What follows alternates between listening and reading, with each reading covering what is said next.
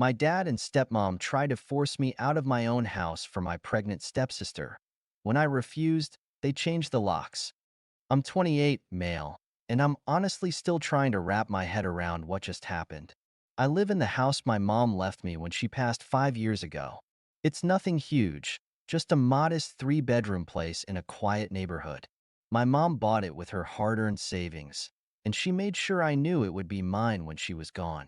She was always the only stable person in my life, especially after my dad remarried, well, her. My dad, he's not bad, just neglectful.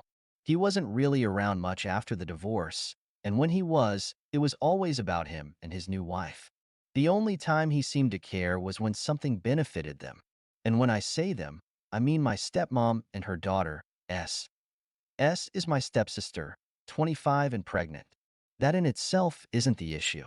I've got nothing against her for being pregnant, but the entitlement that radiates off her is unreal.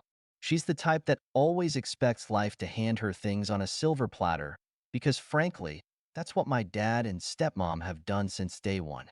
They spoil her rotten. If she wants something, she gets it. And now they've got their eyes set on my house. It all started a couple of months ago when S's boyfriend left her. I wasn't surprised. The guy always seemed checked out. But of course, in her eyes, she's the victim. I heard about the breakup from my dad, who said S was devastated and needed family support. My dad and stepmom were all over it, catering to her every need, taking her in, cooking her meals, and comforting her. That's fine. I get it. She's family and she's having a rough time. But then one day, my dad called me over for a chat, which, in my experience, never ends well. I showed up, expecting to hear something about helping out or maybe giving S a bit of cash. What I didn't expect was what came next. "We've been thinking," my dad started, sitting at the head of the kitchen table, his wife beside him, looking smug as always. "S needs stability right now, and it's getting a bit cramped at our place with the baby on the way." I didn't like where this was going. "Okay," I said slowly, eyeing the two of them. Stepmom piped up, her voice as sweet as artificial sugar. "We were thinking that, since you've got this big house all to yourself, it would make sense for us to move in. You could stay somewhere smaller. Maybe an apartment?" I blinked. I thought they were joking. "Wait, what?" My dad nodded like it was the most logical thing in the world. "It's not like you need all that space. You're single, no kids. It'd be easier for you to move, and S could use the extra room for the baby. We've already looked into some places for you, just in case you're interested." Just like that, no build-up, no negotiation. They were asking me to leave my own house, the house my mom left me, so that S could live there rent-free because her boyfriend bailed on her. I sat there for a moment, stunned. "You can't be serious," I finally said, my voice shaking with disbelief. My stepmom's smile faltered for a second, but she quickly recovered. "It's just a suggestion, honey. We thought you'd want to help family out in their time of need." I laughed, not because it was funny, but because it was insane. "You want me to move out of my house so S can live there with her baby? What happens when she finds another guy or decides she doesn't like it? You expect me to just give up everything?" "We're not saying give up," my dad said quickly. "Just think about the baby. It's the right thing to do." "Right, the baby. The one that's not even born yet. The one that's suddenly more important than the fact that this house is mine. What about my life? My job? I've been building my life here. I've made this place my own. You're asking me to just throw that away?" S walked in at that moment, wearing that same smug expression I've grown to despise. She looked at me, then at her mom and my dad, and I knew. She was in on this from the start. "It's not like you can't afford to move," she said, crossing her arms over her growing belly. "You've got savings, right?" I shot her a look that could have melted steel. "What's that got to do with anything? This is my house, not yours, not Dad's, mine." S huffed, and for a moment I saw the mask slip. "Well, don't be so selfish. You don't have a family to think about." "I do." "Selfish. Me. The one who's being asked to give up his home." I could feel the anger rising in my chest, but I kept my voice level. "Just because I don't have kids doesn't mean my life doesn't matter. At that point, things escalated. My stepmom jumped in, accusing me of being heartless, saying that family helps family and that my mom would be disappointed in me. That hit a nerve and I snapped. "Don't you dare bring my mom into this," I growled, standing up from the table so fast that my chair nearly toppled over. "She left this house to me because she knew you'd pull some crap like this. You think I didn't notice how you and Dad treated her? How you slowly edged her out of my life until she was gone? You have no right to talk about her." Silence. I could see my dad's face flushing, but he didn't say anything. He never did when things got uncomfortable. He let my stepmom handle it, like always. "She's just trying to help," my dad finally said, his voice weak. "Help?" I scoffed. "You call this helping? Trying to guilt me into giving up my house because your precious daughter screwed up her life? That's not helping, Dad. That's manipulation." S shot back with, "It's not manipulation. You're being dramatic. I need this more than you do. You'll find another place and you'll be fine." I couldn't believe the audacity. "You're not getting this house," I said firmly, turning to leave. "This conversation is over." But it wasn't. Not by a long shot. Over the next few weeks, the pressure mounted. My dad and stepmom kept calling, showing up at the house unannounced, always with some new angle to convince me. Seven started playing the victim card harder, saying she was stressed out and needed a stable environment for the baby. They even had the nerve to show me listings for apartments nearby, just in case I changed my mind. I didn't. Then came the real kicker. One afternoon, I came home from work and the locks on my front door had been changed. I stood there, staring at my own door, trying to comprehend what I was seeing. I tried my key again. Nothing. At first, I thought I was losing it, but then I noticed a note stuck to the door. "We've changed the locks for S's safety. Please contact us to discuss this." That's when I lost it. I called my dad, furious, demanding to know what the hell was going on. He tried to play it off like they were doing me a favor, saying it was temporary, just until we worked something out. I wasn't having any of it. I threatened to call the cops, and that's when my dad's tone changed. He started begging me not to, saying that it would look bad, that we could resolve this as a family. But I wasn't backing down this time. I told him flat out that if the locks weren't changed back by the end of the day, I was filing a police report for trespassing. After that, things moved quickly. The locks were changed back, but the damage was done. I couldn't trust them anymore.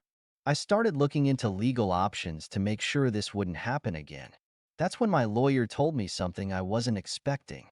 During our conversation, I mentioned that I felt like they were going to try and take the house from me, and he warned me that my father had already inquired about contesting my mom's will months ago. He hadn't actually filed anything yet, but he'd spoken to a lawyer about trying to get the house declared as family property instead of my inheritance. I was furious. This whole time, they'd been planning it. They thought they could twist the law and bully me into giving up my home, but my lawyer assured me that my mom's will was airtight. They didn't have a leg to stand on. I confronted my dad the next day. "So you've been planning to take my house from me all along?" I asked, my voice cold as ice. His face paled, but he didn't deny it. "I didn't want it to come to that," he muttered. "But she's in a tough spot. She needs the house more than you do.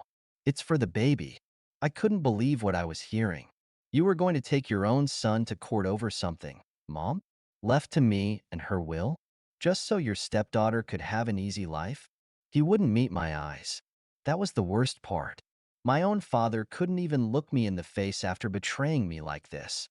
"I didn't want it to go that far," he said quietly. "But you weren't being reasonable. S's family too. You've got to understand. I just wanted to make sure she and the baby were taken care of. By taking everything from me," I snapped, feeling the anger bubbling up again.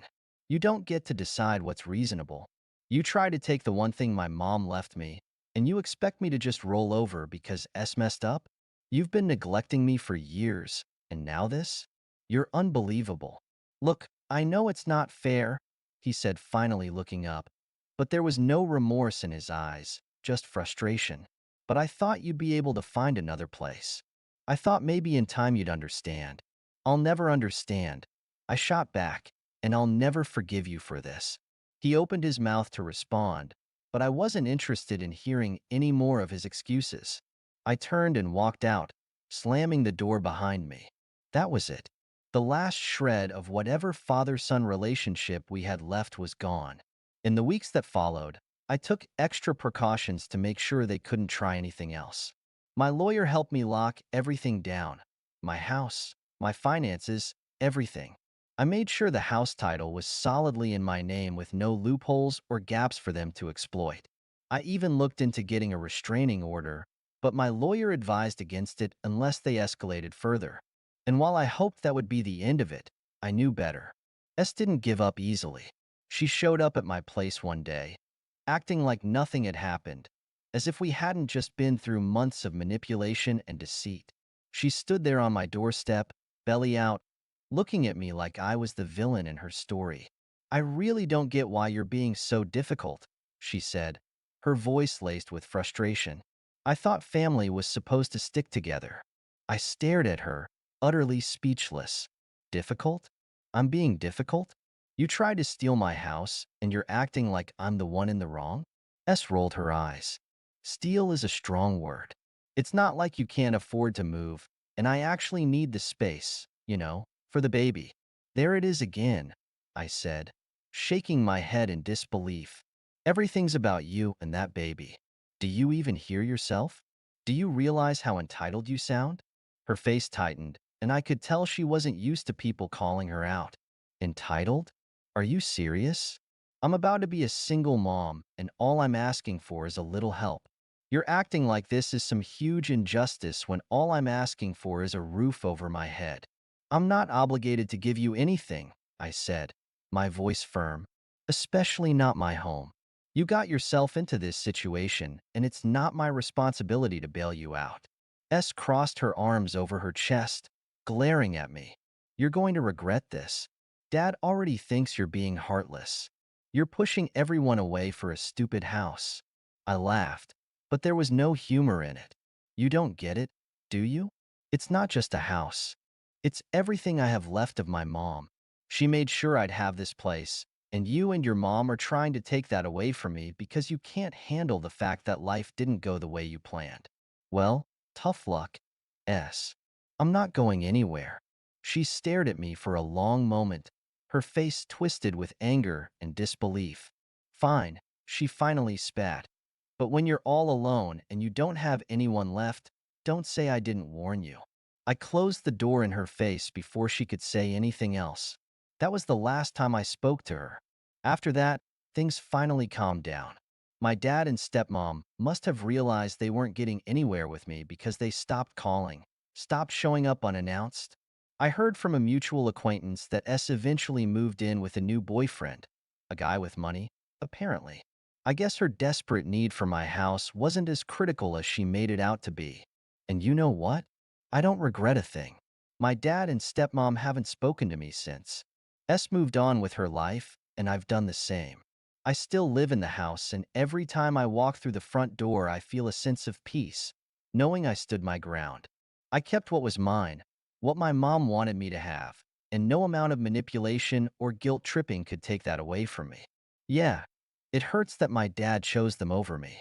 It hurts that he thought it was okay to try and steal from his own son to help his stepdaughter. But I've learned something through all this. Sometimes you have to cut people out of your life to protect yourself, even if they're family. Blood doesn't entitle anyone to anything, and you don't owe anyone just because they share your DNA. So, if you're ever in a situation where someone, family or not, trying to take advantage of you, remember this. You don't have to give in. You don't owe anyone your peace, your home, or your life. Thank you so much for listening to my story. If you have any thoughts, I'd love to hear them. So please leave a comment. Don't forget to like and subscribe if you want more stories like this one.